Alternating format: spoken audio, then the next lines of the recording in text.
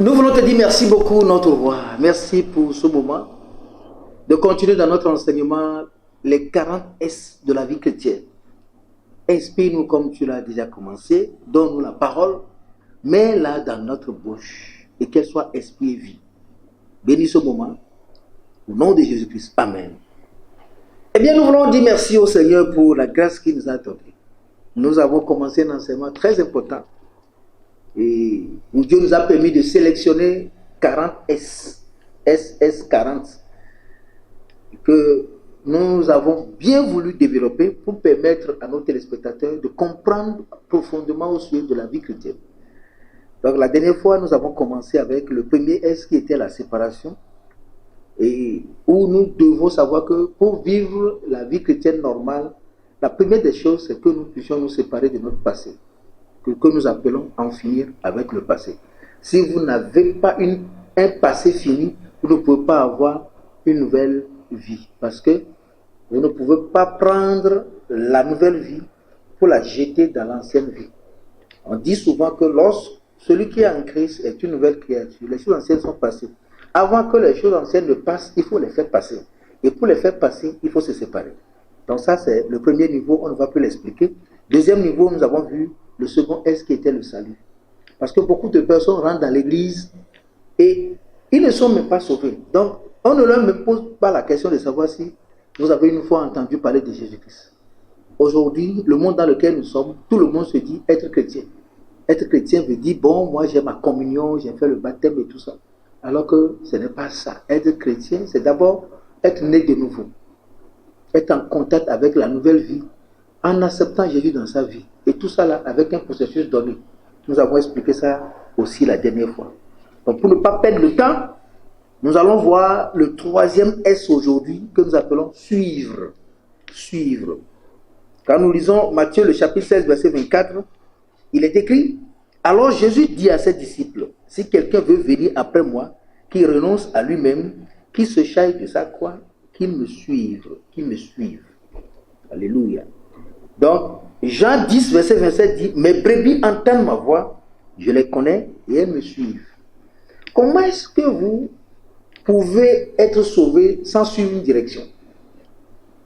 Et pour suivre Jésus aujourd'hui, nous connaissons ce qu'il faut faire. La question c'est que nous disons être enfants de Dieu, que nous aimons Jésus-Christ, mais nous ne lui obéissons pas. Comment est-ce que ceci peut être normal? Alors que le diable que nous supposons, que nous disons que nous haïssons, c'est lui, nous l'obéissons. Quand il nous dit de mentir, nous mentons. Quand il nous dit de voler, nous volons. Quand il nous dit va commettre la fornication, l'adultère, nous allons. Alors là, nous disons que nous le haïssons, qu'il est démon, il est ceci, mais nous l'obéissons allègrement. Alors que le Dieu que nous supposons aimer, nous ne l'obéissons pas. Quand il nous dit ne fais pas, nous faisons. Si tu veux trouver aujourd'hui les rebelles, c'est dans l'église que tu vas trouver ça. Les fornicateurs sont dans l'église. Est-ce que c'est trop dit ça? Parce que c'est ce que nous vivons et il est de bon temps que nous puissions l'exprimer à vive voix pour permettre aux téléspectateurs ou bien à l'église de Dieu de prendre conscience du danger dans lequel nous sommes en train de fonctionner en tant que chrétiens. Donc suivre, pour suivre Jésus-Christ. Parce que si vous êtes séparés, vous avez le salut, là, le chemin, vous devez le chercher. Donc, vous ne pouvez pas être chrétien en l'air. Aujourd'hui, on n'explique plus aux gens ce qu'ils doivent suivre et comment suivre. Comment suivre? Il dit, alors Jésus dit à ses disciples, si quelqu'un veut venir après moi, ça veut dire si quelqu'un veut me suivre, qu'il renonce à lui-même, qu'il se charge de sa croix et qu'il me suive. Et il y a tellement de choses ici que nous allons voir par rapport à comment suivre Jésus-Christ. Parce que vous devez savoir, vous devez comprendre que vous avez votre responsabilité. Il reste à savoir, est-ce que nous sommes en train de le suivre?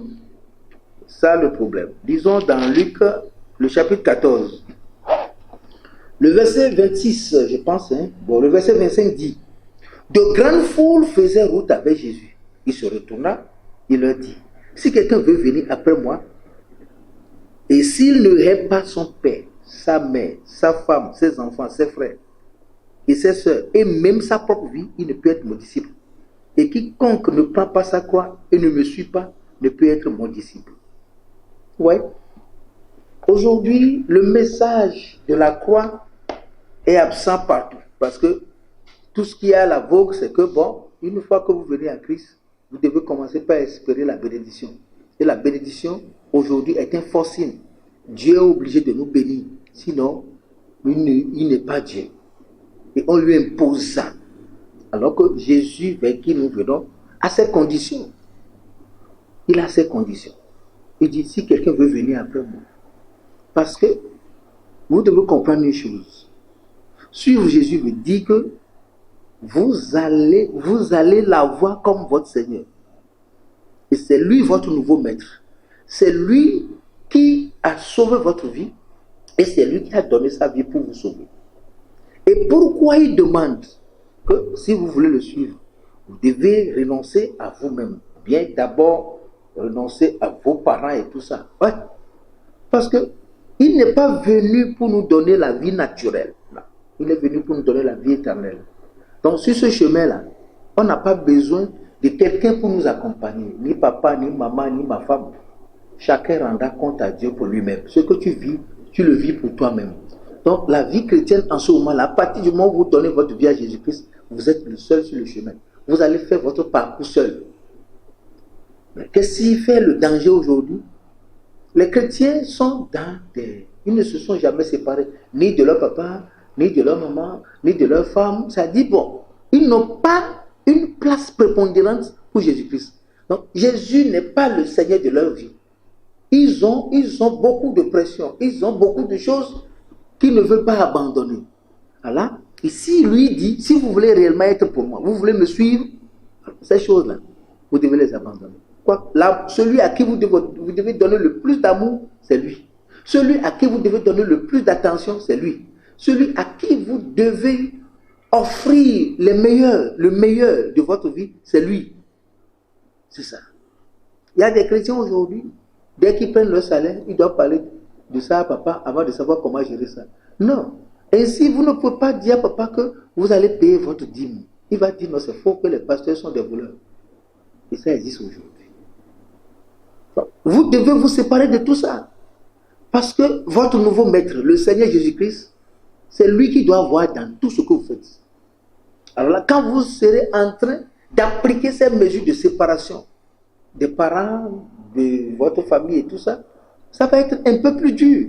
Mais vous serez en sécurité parce que lui est capable de vous protéger dans ce choix. C'est ça qui est difficile. Parce que les gens ne veulent pas. On est chrétien, mais dès qu'il y a quelque chose au village, on doit courir. On est dans les rituels, on est dans les clubs, on est dans les associations de famille, on est dans des choses. J'ai dit, bon, on n'est pas séparés. On n'est pas séparés. On est dans les rituels. S'il y a quelque chose au village, on doit partir. S'il y a une cérémonie quelque part, on doit partir. Si on doit faire une messe de 8e, de 20e, de 40e ou de requiem, on est là-bas. Non, vous devez être séparés, vous devez vous séparer de ces choses. Le chrétien doit se séparer. Hein? Sinon, vous ne pouvez pas le suivre. Le jour où réellement vous devenez enfant de Dieu, vous allez voir que certaines relations ne peuvent plus tenir. Ces clubs où il faut aller, qu'on organise chaque fin d'année pour aller manger, boire là, tu ne peux pas suivre Jésus et continuer dans ces choses. Et ces organisations de pique-nique là, il faut faire les sorties avec des nouveaux pains, tout ça là, tu n'es plus dans ces choses. À chaque fois qu'on vous fait sortir d'enfants, vous avez des clubs dans lesquels vous cotisez de l'argent, tu ne peux plus faire ces choses. Parce que tu as un autre maître qui dirige ta vie. C'est pourquoi il dit, tu dois te séparer. Pour me suivre, tu dois renoncer à tout ça. Au goût, les choses que vous avez l'habitude de faire dans le monde, les amitiés vraiment compromettantes, les relations qui ne sont pas de nature à édifier ta foi, tu dois te séparer. C'est pourquoi il dit, tu dois le préférer à tout afin de le suivre. Parce que tu ne peux pas être en train de suivre Jésus-Christ et regarder derrière. Ce ne serait pas vraiment digne. Ce n'est pas bon. Si tu le suis, ce ne serait pas un papa ou bien une maman qui va te tirer par derrière. Ce ne serait pas une pression de ton épouse ou bien de tes enfants qui va te tirer derrière. Ce ne serait pas juste quelques totems du village, quelques cérémonies du village, quelques organisations du village, quelques associations du village qui vont te tirer derrière. C'est ça, beaucoup de personnes ont évité. Donc, quand ils ont cru, ils n'ont jamais subi de persécution. Parce qu'ils n'ont jamais dit totalement non. Et ils n'ont jamais totalement dit oui. On est dans le Seigneur, mais on ne veut pas briller en disant ça là, je ne fais plus. Je me rappelais un jour, j'étais allé au village, notre grand-mère est décédée. Juste pour aller saluer, mon papa dit, bon, assois-toi là. Et toi, tu vas prendre le bic et le cahier. Quand les gens vont venir nous faire des dons, tu vas les écrire. Quel type de dons? Les gens viennent avec des casiers de sorabier, tout ça là. Moi, je devais être assis pour recueillir tout ça. J'ai dit, papa, s'il te plaît, regarde-moi. Non seulement, d'abord, je ne suis pas un chrétien, je suis un dirigeant. De deux, moi, je suis venu juste vous saluer. Pas juste compassion. Comment est-ce que je peux m'asseoir pour faire tout ça? Il n'a pas cru. Moi, je suis parti comme ça. Parce que, vous voyez, eux, ils sont dans cette logique-là que moi, c'est mon enfant. On doit l'apprivoiser pour continuer, pas lui dicter certaines lois. Alors que ces lois-là sont contre la vérité, la lumière dans laquelle nous vivons. C'est ça la vie chrétienne. Donc, pour suivre Jésus-Christ, il faut savoir que tu vas vivre la persécution. Parce que tes choix ne vont pas être compris. Les gens vont te taxer de tout. Parce que peut-être c'est toi qui étais le meilleur animateur de l'association. C'est toi qui étais celui qui coordonnait, qui invitait les gens et qui donnait vraiment la vie à votre association. Aujourd'hui, tu n'es plus dans cette chose. Pour suivre Jésus-Christ, il faut savoir que tu as seulement lui. Et c'est pas facile. C'est pas facile parce que dis à tes parents que ça là, je ne veux plus. La manière dont tu leur donnais de l'argent, donc quand il y a les cérémonies, quand il faut vraiment tuer les trucs chaque fois pour les promesses qu'on a faites aux idoles, c'est toi qui finançais. Quand tu vas dire à papa, ces choses ne sont plus possibles. Tu auras son courroux, il va se lever contre toi. Quand tu dis à ta maman, s'il te plaît, mon argent, si j'ai, c'est pour que vous mangez. Mais si vous continuez pas à aller à la cérémonie avec, je ne vous donne plus. C'est ça la séparation. Parce qu'il faut leur couper des choses qui leur donnent la force de continuer dans le satanisme. Donc tu dois te séparer. Tu ne dois plus contribuer à ces choses. Alors, tu fais ça, tu prends ta croix. Ça veut dire que tu prends ta vie chrétienne en charge. Tu prends tout ce qui est dedans en charge. Toi-même, tu es responsable. Tu sais que c'est mon choix. C'est ma vie. C'est ça qui m'amène dans cette souffrance. Je l'assume parce que j'ai décidé de suivre Jésus-Christ. C'est ça. Il dit, mes brebis entendent ma voix. Parce que lorsque tu fais des choix, il faut savoir que tu n'as plus à écouter les autres voix. Quand papa dit, viens au village aujourd'hui, même si il y a un rendez-vous à l'église, tu prends l'engin, sans même poser la question ce qu'on ira faire là-bas. Non. Papa, je n'ai pas le temps. Le jour où je serai libre, je viendrai. Ça vous arrange, c'est tout.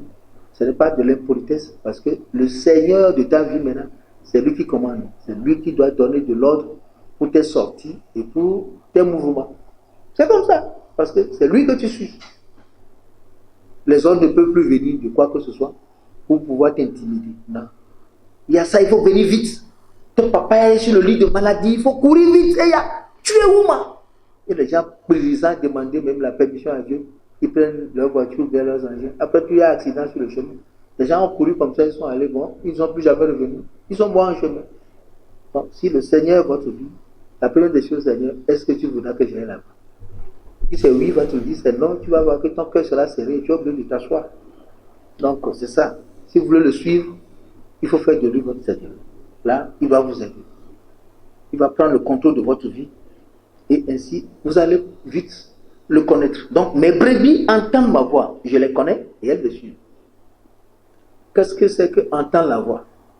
Ça veut dire que les principes pour suivre Jésus, les brebis maîtrisent ces principes-là. Ils savent comment se séparer. Comment renoncer à papa et maman, enfant, ma femme, et tout ce qu'on est, même sa propre vie. Sa propre vie veut dire que tes propres goûts, tout ce que tu avais pour toi-même là, ne compte plus. Ce qui compte maintenant, c'est Jésus. Parce que c'est lui là qui est la référence. Il est l'objet de ton avenir, il est la référence de tout. Donc, ainsi, tu entends sa voix. C'est lui qui commande, c'est lui qui dit ça, c'est pas bon, tu dis Amen seulement. C'est lui qui dit ça que tu vas faire, tu dis Amen. Et ainsi, par cette obéissance-là, lui aussi te connaît et il sait que tu es en train de le suivre et que tu es vraiment sincère. Ton cœur est bon. Il faut que ceci soit une leçon pour nous tous. Luc 9, verset 23 dit, j'ai oublié quelques versets pour vous rafraîchir la mémoire. Parce que beaucoup n'ont jamais suivi Jésus-Christ. Ils n'ont jamais suivi. Ils sont toujours dans la logique de ce que leur pensée leur dicte. Tu vas voir des chrétiens à des endroits bizarres, tu vas dire, oh, comment est-ce que vous pouvez suivre Jésus aller dans les boîtes de nuit? C'est pas possible. Est-ce qu'il va permettre que vous allez dans la boîte de nuit? Est-ce que vous pouvez dire à Jésus, je serai dans la boîte de nuit, on sera ensemble? Sera-t-il avec vous? Est-ce que Jésus sera dans les parties surprises? Est-ce qu'il sera dans les endroits? Non. Donc, tu le suis et tu suis les choses qui l'intéressent. Tu suis la vie qui l'intéresse. Tu suis l'environnement qui l'intéresse. Tu suis les mouvements qui l'intéressent. Ainsi, il va être avec toi tous les jours. Donc c'est la même chose. Si quelqu'un veut venir après moi, bon, qui renonce à lui-même, qui se charge chaque jour de sa croix. C'est chaque jour et qui me suit, c'est tous les jours. Tu dois faire des choix tous les jours. Tu dois prendre des engagements tous les jours. Et tu vas mener la vie qu'il faut tous les jours. Et ainsi, il va être content de toi. Alors là, lui aussi, il a des devoirs et des responsabilités, des rôles à jouer dans ta vie pour t'épanouir. Que le Seigneur te bénisse. Le Jean 12, verset 26, il dit, si quelqu'un me sert, qu'il me suive. Et là où je suis, là aussi sera mon serviteur. Si quelqu'un me sert, le Père l'honorera. Donc, si tu veux le servir, il faut le suivre. Si tu veux être un enfant de Dieu, il faut suivre ton service. Mais si tu veux le servir aussi, il faut le suivre. Il est le chemin, il va te conduire sur le chemin. Tu dois t'abandonner à ses mains pour qu'il puisse te conduire. Si tu n'es pas relax, tu n'es pas en sécurité dans sa main, il ne peut pas te conduire et il ne te conduira pas. Que Dieu te bénisse. Voilà ce que nous pouvons dire sur suivre. Maintenant, si nous avons suivi, il y a le quatrième S qui dit la souffrance. Voilà. Vous savez, quand vous prenez des décisions, certaines décisions dans votre marche avec le Seigneur, vous allez souffrir. Le jour où certaines personnes ont cru, c'est ce jour-là que leur travail a pris fin. Parce que tu ne peux pas vendre dans une buvette et le jour où tu crois, tu vas retourner dans cette buvette-là. Donc, ça va peut t'apporter la souffrance parce que tu n'auras plus de salaire, tu vas apprendre à vivre sans salaire. Il y a la souffrance. Tu travailles dans un hôtel où, bon, c'est toi qui fais le lit des prostituées, et le jour où tu as cru, tout ça là, c'est fini. Ça, c'est incompatible à ta foi. Tu ne peux plus. Tu travailles dans une brasserie et on ne fait que préparer l'alcool. Comment tu vas faire? Tu as oublié de partir. La souffrance commence. Tellement de choses. Donc, c'est ça la vie chrétienne. La Bible dit dans Ésaïe 38, verset 17. Voici mes souffrances même sont devenues mon salut. Tu as pris plaisir à retirer mon âme de la fosse du néant, car tu as jeté derrière toi tous mes péchés. Romains 8, le verset 18 dit, il dit que j'estime que les souffrances du temps présent ne sauraient être comparées à la gloire à venir qui sera révélée pour nous. Voilà. Vous savez que la souffrance, parfois, est notre salut. Il y a des choses, si on vous dit ne fais pas, tu ne vas pas accepter. Mais le jour où tu tombes dans une souffrance, tu n'as même pas besoin d'un autre conseil. C'est en cela qu'on dit parfois que la souffrance est un conseil. Mais une chose qui est claire, quand vous venez à Christ et que vous avez commencé, ou bien vous avez décidé d'obéir au Seigneur, vous serez persécuté. Ah oui, vous serez persécuté. Moi, j'ai été persécuté pendant 8 mois. Et cette persécution va vous amener la souffrance. Ouais. Si vous voulez vraiment suivre le Seigneur et lui obéir, alors là, vous allez faire les frais. La souffrance va venir. Parce que ce qui brille fait mal aux yeux. Mais quand votre vie chrétienne ne brille pas, là, vous serez enfant de Dieu, mais les anciens amis vont continuer à venir chez vous. Vous serez toujours dans les fausses amitiés, les camaraderies, qui ne vont, où ta vie chrétienne ne va même pas les offenser. Mais le jour où tu décides de suivre, de vivre réellement pour Jésus-Christ, tu vas voir automatiquement que la situation va changer. Tes amis vont commencer par te haïr. La persécution va commencer. On va commencer par te donner des noms. On va commencer même par te couper certains avantages. On va me dire qu'il ne va plus supporter mon écolage. jusqu'au jour où je raccroche avec l'église. Et je pensais qu'il était en train de s'amuser. Donc pendant 8 ans, là, il a cessé de me supporter. Il dit c'est fini. Mais mon papa avait de l'argent en ce moment. Il a refusé. Quand j'allais au village, tu vas chez mon papa au salon, il court pour aller dans la chambre à coucher. Et si tu pour le poursuivre, juste ne serait-ce que pour le saluer, il commence à crier sur toi. Donc, 2 ou 3 fois, j'ai compris que non. Ce monsieur voulait que je me soumette à sa volonté. Donc, quand j'ai résisté, j'ai payé les frais pendant 8 ans. J'avais tout à ma disposition, mais depuis le jour où j'ai cru et j'ai décidé d'obéir au Seigneur, il faut que je commence par faire les cours de maison aux enfants pour vivre et survivre. Et comment on me paye? C'est 5 000 francs par mois et on me paye 200 francs, 300 francs. Et j'ai délayé la farine comme ça, gari, pendant près de 5 ans. Parce que moi aussi, j'avais décidé de ne pas fléchir les genoux. J'ai choisi Jésus. Il dit d'accord, que Jésus le fasse pour toi. Donc nous sommes restés dans cette situation-là de 87 jusqu'en 1995. Quand mon papa avait appris que je devais me marier, et c'est en cela qu'il a décidé de venir. La première fois qu'il était venu chez moi, il a dit c'est chez toi ou bien tu es avec quelqu'un. Parce que c'est comme ça, je n'ai plus continué les classes, donc je devais précipitamment chercher du boulot pour pouvoir sauver la situation. Donc, je n'avais pas pu avoir le bac, donc j'avais le CAP comptable et je suis allé passer un concours, bon, gloire à Dieu, et j'ai été retenu comme aide comptable dans une société. Et quand j'ai commencé, c'est en travaillant que j'ai eu mon bac. Donc j'ai passé l'examen en candidat libre, que j'ai eu mon bac. Parce que je n'avais plus les moyens pour supporter les cours, j'ai été obligé de trouver un institut. Et Dieu faisant, j'ai trouvé le travail, j'ai décroché ce poste-là.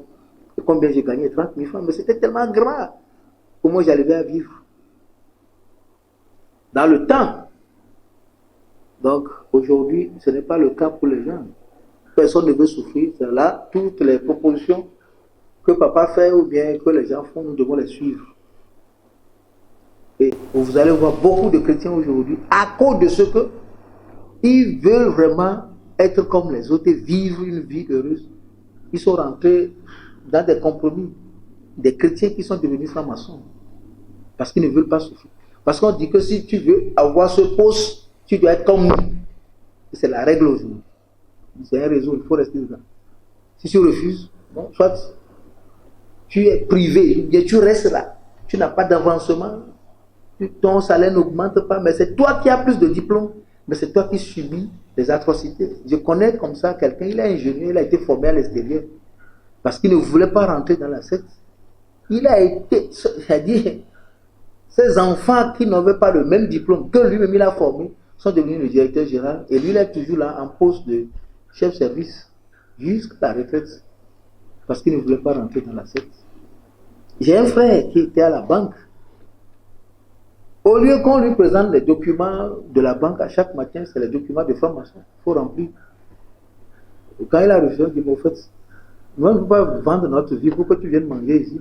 Si tu veux, tu dois être comme nous. Quand il a refusé, il était obligé de partir. Il a trouvé du travail dans la même banque. Je l'ai rencontré, dit pasteur. J'ai été en joie que pendant 2 semaines. Les mêmes choses ont commencé. C'est partout, ils sont comme ça. Ouais. Donc, quand il est chrétien, il a décidé de souffrir. Il y a beaucoup de diplômés qui sont aujourd'hui dans les brousses en train de travailler parce qu'ils ne veulent pas participer au compromis. Là, tu souffres, mais tu as la caution du Seigneur. Mais ceux qui ne veulent pas, ils font juste l'apparence d'être des chrétiens, mais ils sont dans des choses en pensant que quand ils vont faire le compromis et quand ils vont prier Jésus, va les pardonner. Quand toi tu sais que ce chemin-là est contre Dieu, et tu t'en vas parce que tu veux les intérêts. On dit, non, nous avons donné les 10 mois à l'église. Non. Il faut travailler pour vivre. Non. Mais aller faire l'alliance avec eux, c'est un problème. Si tu as le cœur que ce que tu fais, c'est Dieu que tu adores. Tout ça là, c'est des préjugés. Monsieur, vous êtes en danger. Vous ne pouvez pas aller dire oui à Satan et dire que vous êtes en train de jouer. Non. Non. On vous a donné le poste, mais vous n'êtes plus enfant de Dieu. Ils sont pleins dans nos églises aujourd'hui, qui dirigent les assemblées, qui sont en train de faire des grandes choses dans les nations, mais qui sont maçonniques. Ils ne veulent pas souffrir. On les voit, ils sont toujours en train de dire, ils sont chrétiens, en train d'organiser les choses au nom de Jésus-Christ. C'est faux, quel Jésus? Ça ne marche pas. Donc, si vous voulez vraiment vivre pour le Seigneur, vous serez persécutés. La souffrance va venir à partir du moment où vous engagez votre vie sur Jésus-Christ. Ça, je vous l'assure. Ça a duré 8 ans. Et mon papa, c'est le jour de mon mariage. Il ne sait pas comment j'ai trouvé du travail. Il ne sait pas après comment j'ai eu le bac.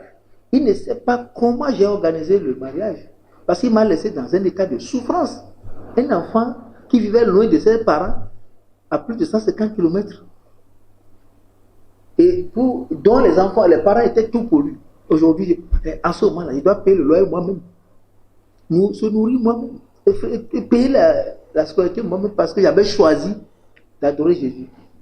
Et ce que mon papa trouvait à me dire, si je veux, s'il ne veut pas abandonner lui, au moins que j'ai un catholique. Qu'est-ce que lui comprend de catholique? Un féticheur. Alors un jour, je lui ai répondu, s'il te plaît, oublie-moi. C'est comme ça, j'ai mis la poudre au feu. Ouais, c'est comme ça. C'est ce qui arrive. Et beaucoup de chrétiens ne veulent plus souffrir aujourd'hui. Ils ont vendu leur droit de naissance et ils ont pris les postes. Ils ont vendu leur dignité, leur christianisme. Ils sont dans les choses. Vous les voyez avec des Bibles, mais ce qui est caché là, c'est immonde. C'est plein aujourd'hui. C'est horrible pour les grandes personnes, bien les cadres que nous sommes dans les entreprises, les banques et tout ça, les assurances, bon, les grandes institutions aujourd'hui, ou bien qui sont transitaires, occupant les grands postes. Et qui disent, ils chantent les chants de Jésus, ils disent Alléluia, tout ça. Là. Oublie ça. Ils ont déjà caressé la bête. Ils ont fléchi le genou devant Baal. Ils ne sont plus les mêmes personnes parce qu'ils ne veulent pas souffrir.